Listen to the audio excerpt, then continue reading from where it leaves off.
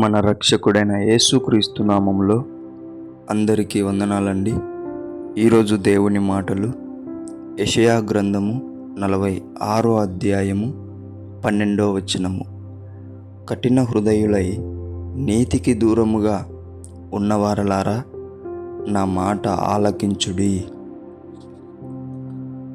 దేవుని బిడ్డలరా, మనము ఈ లోకమును బట్టి, లోకంలో ఉండే మనుషులే మాట్లాడే మాటలను బట్టి, నిందించే నిందలను బట్టి మనము గనక మన హృదయాన్ని కఠినపరుచుకుంటే నష్టపోయేది ఈ లోకం కాదు, ఈ లోకంలో ఉండే మనుషులు కాదు.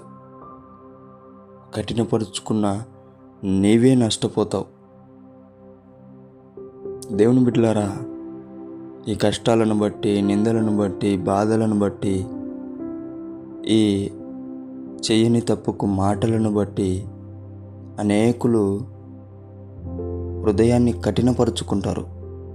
వారికి తెలియని విషయం ఏంటంటే, అలా కఠినపరుచుకోవడం వలన ఒకటి దేవునికి దూరం అవుతారు, ఇంకొకటి మంచి మంచి పనులు చేసేవాళ్ళు ముందు వాటన్నిటి చేయకోకుండా నీతికి కూడా దూరం అయిపోతారు.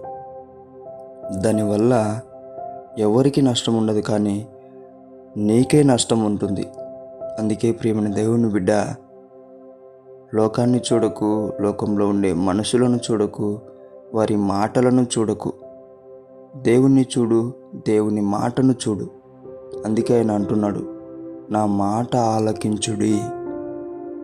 ఎవరైతే కఠిన హృదయం కలిగి ఉంటున్నారో ఒక్కసారి దేవుని దగ్గరికి వచ్చి, ప్రభువా, నిజంగా నేను కఠిన హృదయం కలిగి ఉంటున్నానయ్యా, ఎవరు చెప్పింది వినకోకుండా కనీసం నీ మాట విని అన్నా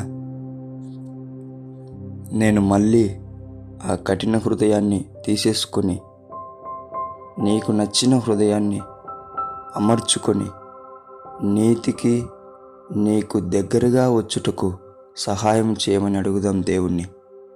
ప్రియమైన దేవుని బిడ్డలారా, కఠిన హృదయులందరూ కూడా, ప్రతి ఒక్కరూ కూడా లోకాన్ని చూడకూడదు, మనుషులను చూడకూడదు, వారి మాటలను చూడకూడదు.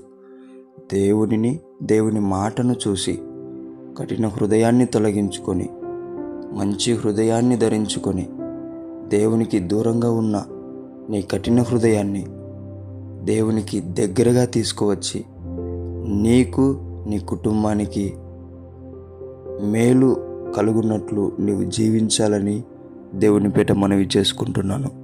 దేవుడి మాటలను దీవించునుగాక. ప్రార్థించుకుందాం. యేసయ్యా, మీకు వందనాలు నాయనా. ఎవరైతే కఠిన హృదయాలు ఉంటున్నారో వారిని మార్చి మంచి హృదయాలుగా వారికి నీవే ప్రసాదించమని, వారి కుటుంబాలు మేలు కలుగునట్లు వారు జీవించులాగున సహాయం చేయమని యేసు నామములో ప్రార్థిస్తున్నాం తండ్రి. ఆమేన్.